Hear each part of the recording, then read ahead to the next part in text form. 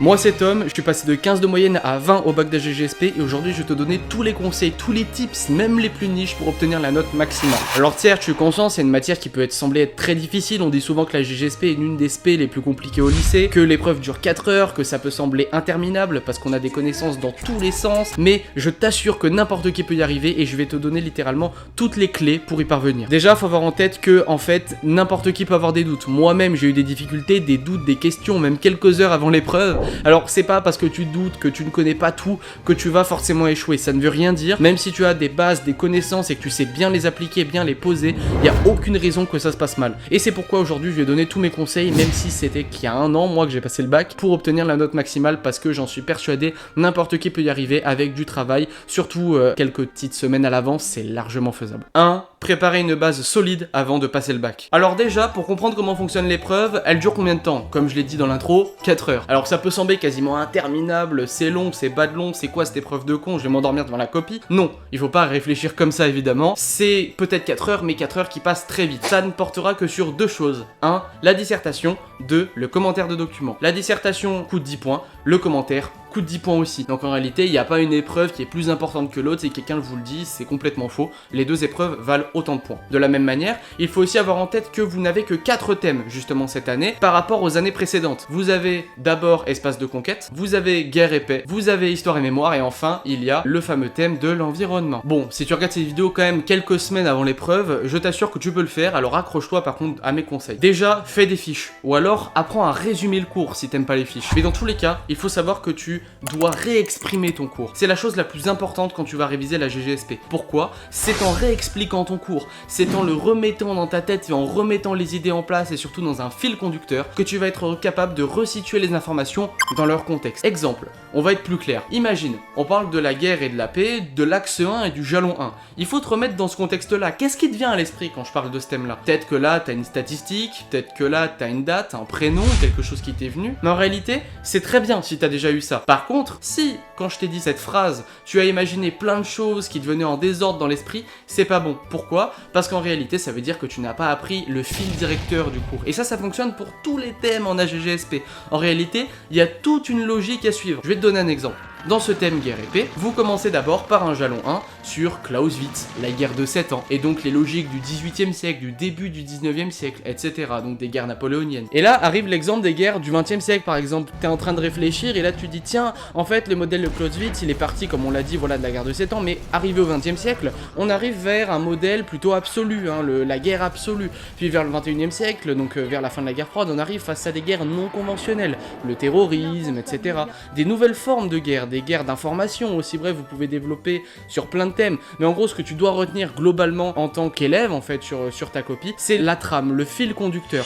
C'est justement ça qui va te permettre d'affiler les informations à la fois dans ton cerveau et dans une copie. Faut littéralement faire ça en fait pour chaque thème. Il y a une évolution progressive des notions qu'il faut savoir expliquer pourquoi ça a évolué, parce que déjà ça sera plus facile à votre cerveau de retenir l'information, et en plus de ça ce sera plus facile à expliquer sur une copie et en différentes sous-parties, vu que logiquement vous allez aller dans l'ordre, vu que vous aurez appris un ordre logique. Et alors là tu te poses une question un petit peu existentielle. Alors c'est très bien de connaître tout ça, etc., de savoir replacer tel exemple dans telle partie, etc. du cours, mais alors comment je retiens tout ça moi aussi j'avais le même problème, t'inquiète pas, m'insulte pas, j'ai rien fait. Mais par contre ce que je peux te dire, c'est qu'il y a un cheat code, quelque chose à retenir absolument d'essentiel si tu veux retenir une information beaucoup plus facilement que les autres. D'abord, révise le soir. Alors non, ne me fais pas dire ce que j'ai pas dit. Révise avant de te coucher. Pourquoi? Parce qu'en réalité, quand tu vas te coucher, lors de ton sommeil profond, c'est là que ton esprit va intérioriser les informations, et en particulier celles que tu as retenues avant d'aller te coucher. C'est aussi pour ça justement que tiens, les choses que tu as fait la veille, tu t'en souviens un petit peu, c'est justement par ce biais-là. Alors, essaie de retenir avant de te coucher, 1 heure et demie avant, ça dépend le temps que tu mets à réviser. Prends tes fiches, prends ton cours, révise-les. Et surtout, selon le type de mémoire que tu as. En l'occurrence, si tu as une mémoire par exemple auditive, c'est peut-être le répéter à voix haute qui va être pratique pour toi. C'est peut-être regarder une vidéo à ce sujet qui va être pratique. Par contre, si je peux que te déconseiller une chose, c'est juste de relire bêtement ton cours sur une feuille. Ça sert à rien. Si tu lis juste ce qu'il y a sur ton cahier, en fait, tu vas juste lire et avoir l'impression de tout retenir alors que tu ne retiens absolument rien. C'est justement le piège dont beaucoup d'élèves font face, hein, c'est-à-dire juste relire en fait son cours bêtement et ne rien retenir. 2. s'entraîner avant l'épreuve écrite. Quel est le moyen en fait pour utiliser ces informations? Parce que c'est très bien, je t'ai donné des tips pour retenir tout ça, etc. C'est très bien si tu connais tout, mais alors comment le replacer dans une copie? Comment s'entraîner? Eh ben sache qu'il n'y a pas meilleur moyen d'entraînement que de faire des plans détaillés. En réalité, il y a différents moyens de faire des plans détaillés, mais regardez, je vous le mets à l'écran, chaque année c'est toujours la même chose, c'est toujours les mêmes sujets qui tombent. Je crois que t'as compris, c'est extrêmement redondant. La preuve, lors du bac de 2025 dans lequel je suis passé, il y a 3 sujets sur 4 dans lesquels j'avais anticipé un plan détaillé. Alors pour faire des plans détaillés, pas meilleur moyen que de le faire par exemple sur un sujet comme l'histoire et mémoire. Par exemple, prenons le sujet, juger les génocides et les crimes de masse depuis 1945. Alors voilà, je vous fais réviser, mais du coup on a GGSP, normalement vous êtes censé savoir que le thème juger les génocides depuis 1945, il va aborder quoi? D'abord, bah oui, le génocide rwandais, le génocide en ex-Yougoslavie et potentiellement les procès sur les anciens nazis qui ont eu lieu après la Seconde Guerre mondiale. Ça c'est les principaux points qu'on a en tête comme ça qui nous viennent si on connaît bien notre programme. Et ben ça justement sur une copie ou alors sur une feuille blanche ou sur Word si vous vous entraînez à faire des plans comme je l'ai dit juste avant, et ben faut savoir le remettre dans son contexte tout ça. C'est donc tout l'intérêt aussi de faire des fiches, c'est que tout ça va être beaucoup mieux catégorisé dans votre esprit, c'est vous-même qui l'aurez remis dans l'ordre entre guillemets et que vous serez capable ainsi dans une partie ou dans une sous-partie d'avoir les idées en place et donc un ordre clair à suivre. En l'occurrence, bah, vous pouvez très bien faire par exemple une sous-partie consacrée au génocide rwandais, une autre sous-partie au génocide en ex-Yougoslavie et une autre sur les procès justement qu'on va faire, notamment pour le génocide juif après la Seconde Guerre mondiale. Ça peut être une idée, bon j'invente, je dis n'importe quoi, mais c'est largement quelque chose qui est plausible et qui peut s'imaginer potentiellement. En tout cas là, si t'es complètement perdu par rapport à la théorie que je viens de te dire, bah prenons un exemple extrêmement précis. Prenons le sujet notamment sur la question climatique. Mon plan, il est ce qu'on appelle chronologique, c'est-à-dire qu'il va dans le temps, il progresse. En fait, votre sujet de dissertation doit absolument être comme ça. Il doit évoluer et il doit être chronologique. Dans un sujet chronologique, évidemment, si le sujet n'appelle pas depuis une date ou un secteur chronologique en question, évidemment, il faut réfléchir. Est-ce que c'est un sujet chronologique du coup, ou est-ce que c'est un sujet thématique? Est-ce que ça porte sur un thème ou plusieurs thèmes, etc. Mais prenons le cas de ce sujet qui est chronologique. Dans ce sujet-là,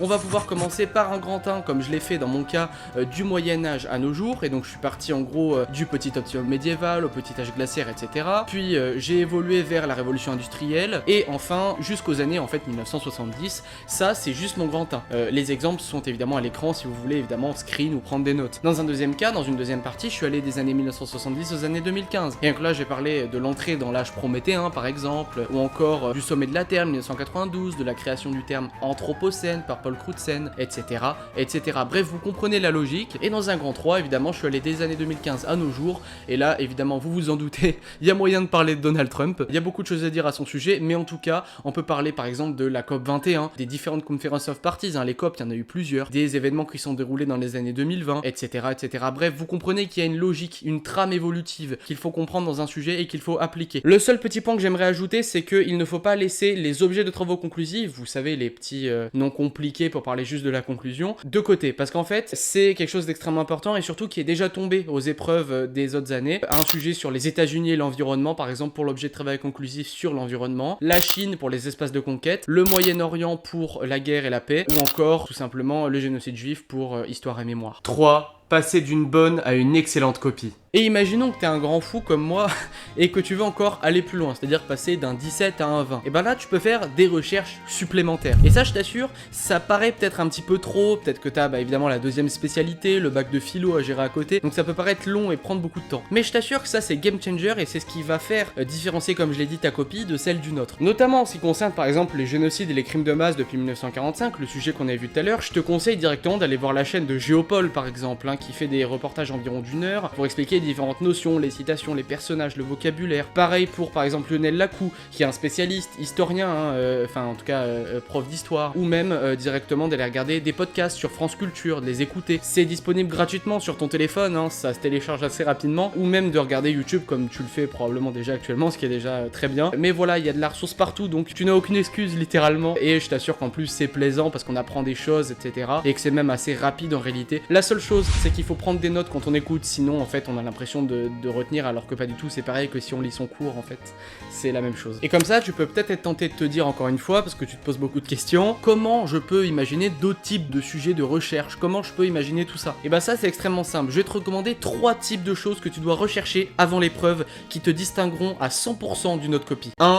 fais des recherches sur le vocabulaire. Pour chaque thème, il y a du vocabulaire qui est attendu dans le barème des professeurs. Imaginez, c'est quasiment impossible de faire un sujet sans évoquer par exemple pour l'environnement le problème de l'anthropocène. C'est un mot qu'il faut évoquer. Bref, c'est à peu près pareil pour tous les thèmes. On ne peut pas parler de guerre sans parler de guerre absolue, donc tu dois absolument citer ces mots-clés qui sont essentiels pour ta copie. Le deuxième point, c'est les personnages. Il faut connaître une série de personnages pour chaque thème. Exemple, histoire et mémoire. Pour savoir justement qui a défini le terme de génocide, eh ben, il faut justement prendre le terme de Raphaël Lemkin, qui avait justement défini ce thème-là. On peut aussi parler, par exemple, sur le thème guerre et paix, comment parler de la guerre sans parler de Clausewitz, comment parler de la paix sans parler de Kofi Annan. C'est des prénoms qu'il faut connaître, des gens, non seulement qu'il faut connaître leurs prénoms, mais aussi qu'il faut connaître ce qu'ils ont fait, leurs dates, leurs événements, qu'est-ce qu'ils ont apporté, pourquoi ils sont importants, est-ce qu'ils ont écrit des livres, si oui, apprendre le nom de ces livres-là, les citer. Ce que je te conseille vivement également, c'est de t'intéresser à des citations. Les citations, c'est très simple, c'est très efficace, c'est par contre un petit peu plus long à apprendre, je le conçois, mais je te conseille vraiment d'en apprendre quelques-unes parce que ça montre que non seulement tu connais les notions, mais qu'en plus t'es allé chercher des citations à connaître pour les replacer. Et dans le cas des accroches, je te conseille vivement de t'intéresser à l'actualité quelques jours avant l'épreuve.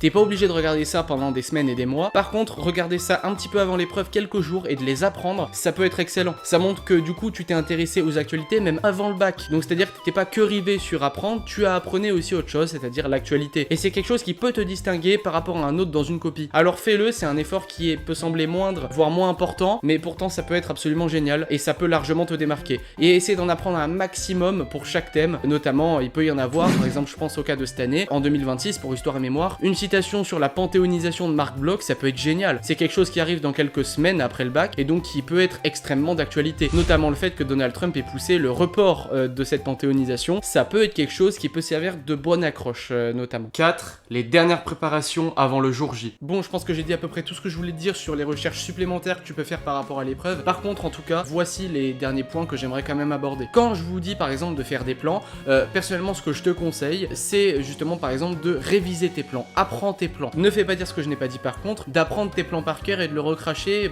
n'importe comment le jour de l'épreuve. C'est pas du tout ce que je dis. Par contre, apprendre tes plans, ça va te permettre d'apprendre des exemples et donc de retenir en plus de tes fiches des informations supplémentaires et en plus ça va te créer des patterns dans ton esprit parce que comme je l'ai dit, les sujets sont redondants et quand tu vas voir par exemple la question climatique du Moyen-Âge à nos jours dans le sujet, et ben tiens, dans ton esprit tu te diras ah j'avais fait ça, donc dans le grand A j'avais parlé de tel événement qui allait ensemble, donc c'est à dire par exemple du pomme, du petit optimum médiéval, du PAG, du petit âge glaciaire, etc. etc. Par contre il y a une chose que je te déconseille fortement, c'est évidemment de réviser mais quelques jours avant les épreuves, mais absolument démesurément parlant, c'est-à-dire que tu devrais pas tout réviser depuis le début avec acharnement, etc. Tu vas avoir l'impression d'avoir tout oublié, c'est généralement le syndrome classique qui arrive quelques jours avant les épreuves. Il faut pas du tout faire ça parce que ça va donner l'impression de rien connaître alors que pas du tout. C'est juste qu'en fait ton cerveau il est en saturation et il en a marre, c'est juste qu'il a envie de faire autre chose. Évidemment le dernier petit détail que tu dois avoir en tête, c'est évidemment que tu as des professeurs à ta disposition, donc n'hésite pas à leur envoyer un message par ENT ou alors d'aller les voir dans la vraie vie directement. Aussi tu peux également me contacter moi, m'envoyer un message, peut-être que je pourrais t'aider, tu peux leur montrer tes plans, tes idées, tout ce qui te vient à l'esprit et ça ne peut que te rassurer et leur faire plaisir parce que ça montre que tu as la volonté de réussir aussi. En ce qui concerne le commentaire de document, il y a quelque chose qu'il faut évidemment que tu comprennes, c'est pas si différent de la dissertation, même ça demande moins de révision que la dissertation. Pourquoi? Parce que le commentaire de document globalement va tomber sur quelque chose que tu connais presque déjà, qui est déjà tombé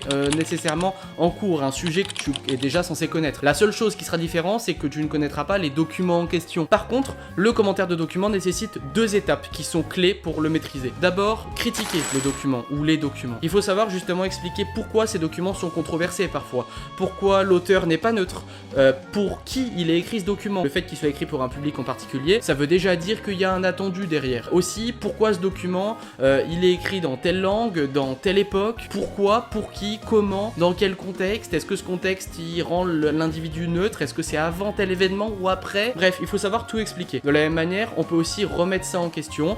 Évidemment, il faut que tu sois capable de faire un brouillon, c'est la deuxième étape qu'il faut retenir. Faire un brouillon, notamment pour ton commentaire de document, et ça marche aussi pour la dissertation, c'est essentiel, parce que c'est sur ton brouillon que tu vas théoriser les principaux points. Tu fais 3 grandes colonnes globalement, ou 2, ça dépend si tu fais 2 ou 3 grandes parties en réalité, et donc tu vas écrire tes principales idées, tes grandes sous-parties, qu'est-ce que tu vas dire dans ces sous-parties, et c'est donc là qu'il faut connaître la dualité que demande le commentaire de document documents, c'est-à-dire d'abord citer les documents et ensuite les expliquer. Et c'est l'utilité justement du commentaire, c'est que ça montre en fait que tu es capable de montrer au professeur que tu as compris. C'est donc pour ça que tu dois d'abord citer telle citation pour ensuite dire tiens, ce qu'il a dit, c'est faux parce que moi je sais que ça. Et ce que tu auras déjà vu dans ton cours. En l'occurrence, dans mon exemple précis, j'ai passé le bac l'année dernière comme je vous l'ai déjà dit, et donc il y avait un texte de Paul Kagame, donc sur le génocide rwandais, qui était donc président du Rwanda, qui disait que à la fin du texte, par exemple, la réconciliation entre les Tutsis et les Hutus s'était très bien déroulée, alors que en réalité, le texte avait été écrit dans les années 2000 et c'était largement contestable. Loin de là, ils étaient très loin d'être réconciliés. Donc ça, c'est critiquable, il faut le dire. Il faut montrer qu'on sait un maximum de choses, même si ça peut sembler bête et stupide, il faut prouver en fait que tu as compris ce que le professeur attendait de toi. Ça, c'est le point clé. Sinon, j'espère que mes conseils t'auront été utiles, et si t'as d'autres questions, n'hésite pas à les poser en commentaire ou alors à m'envoyer un mail directement. Et là, je parle à tout le monde, si vous voulez que je fasse directement une vidéo pour le grand oral ou n'importe qui, et ben c'est largement possible, faut juste que vous me le dites en commentaire et peut-être que je pourrais vous aider. J'ai eu 20 également, donc peut-être que je pourrais aider à cette question-là ou pas, notamment parce que j'ai fait 2 euros qui portaient sur la GGSP également, donc on sait jamais. Pour ceux qui sont intéressés également, j'ai créé un Discord que je vous mets en description. Si vous voulez le rejoindre, peut-être que justement ici, si vous avez des questions ou vous voulez qu'on appelle, etc., justement pour vous donner des conseils, etc., il n'y a pas de souci, n'hésitez pas justement à le rejoindre, il est en description, ou alors à m'ajouter sur Insta, etc. J'ai un compte Overstory qui existe depuis bien longtemps, donc c'est aussi l'occasion de parler ensemble. Voilà, c'était Overstory pour ma première vidéo facecam, j'en ai pas parlé au début, mais c'est ma première. J'espère que ça vous aura plu, etc. Si vous avez des conseils à me donner en commentaire, je suis largement preneur, parce que les vidéos facecam, etc., je suis pas du tout habitué. Et sur ce, bon courage pour votre bac, et à bientôt.